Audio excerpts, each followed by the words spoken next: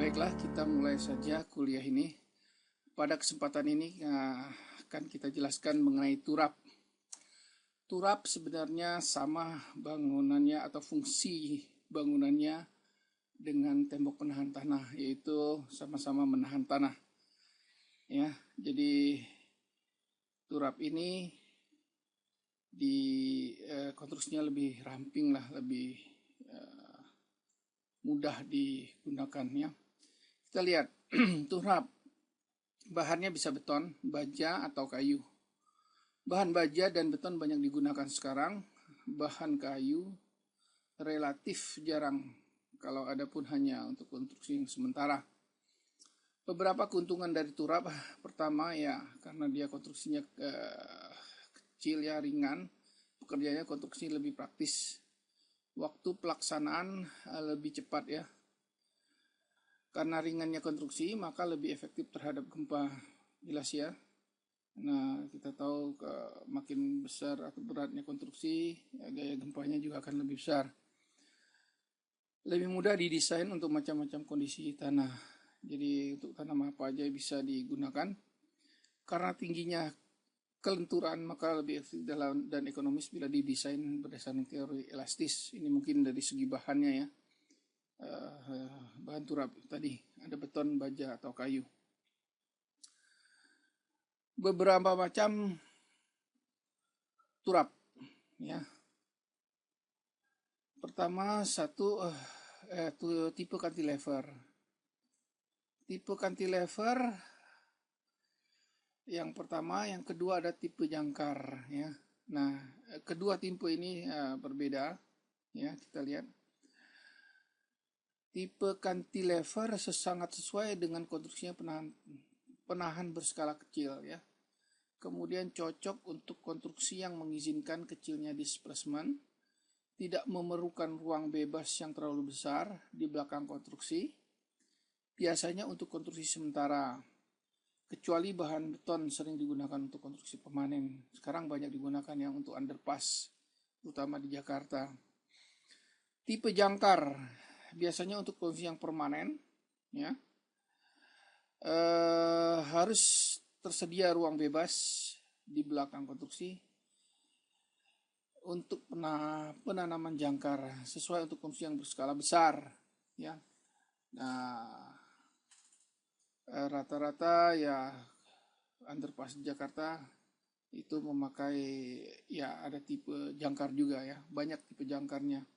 Di underpass itu kan panjang, itu ada bagian yang Anda berjangkar dan ada juga yang cantilever.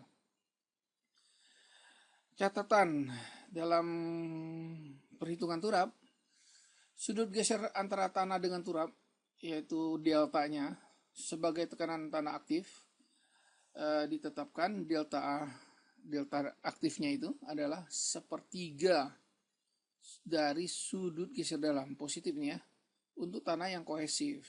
Jadi yang kalau tanah yang kohesif dia sepertiga dari sudut geser dalam.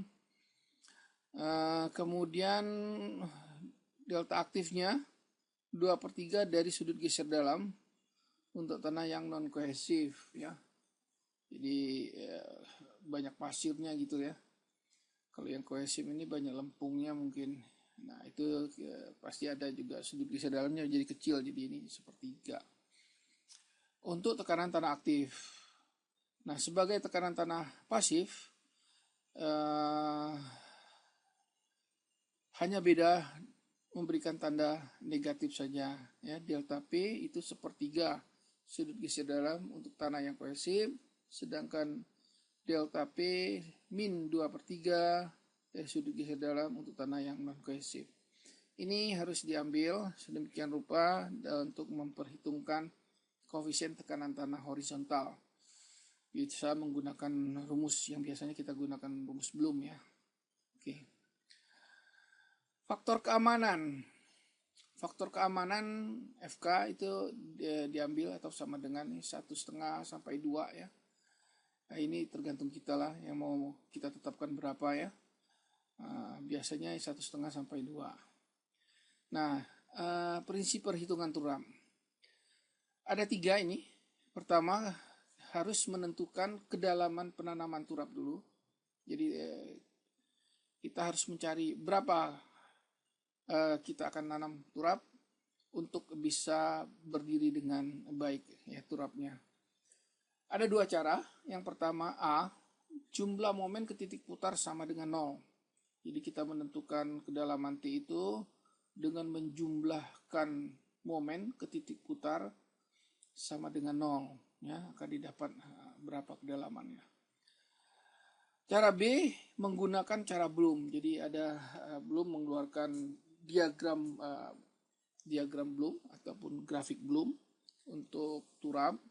Kemudian dia juga mengeluarkan rumus dan konsep atau teori mengenai bagaimana menghitung menggunakan cara Bloom. Cara Bloom ini ya lebih sederhana, lebih mudah karena ada alat bantu yang berupa grafik dan rumus Bloom. Nah, setelah nomor 1 ini, yaitu menentukan kedalaman penanaman turap, kita akan menentukan momen maksimum yang terjadi pada turap. Jadi, nomor 2 itu, kita mencari momen maksimum yang terjadi di turap. Ini perlu dengan mengetahui atau menghitung momen maksimum yang terjadi pada turap, kita bisa menentukan profil turap yang akan dipakai, ya. Jadi kita akan bisa menentukan profil turap yang dipakai, yaitu dengan mencari W atau inersianya ya, dengan membagi momen maksimum dengan tegangan izin dari bahan, baik itu baja ataupun beton. Oke, sampai di situ kira-kira inilah pembukaannya untuk mengenai turap. Ada pertanyaan?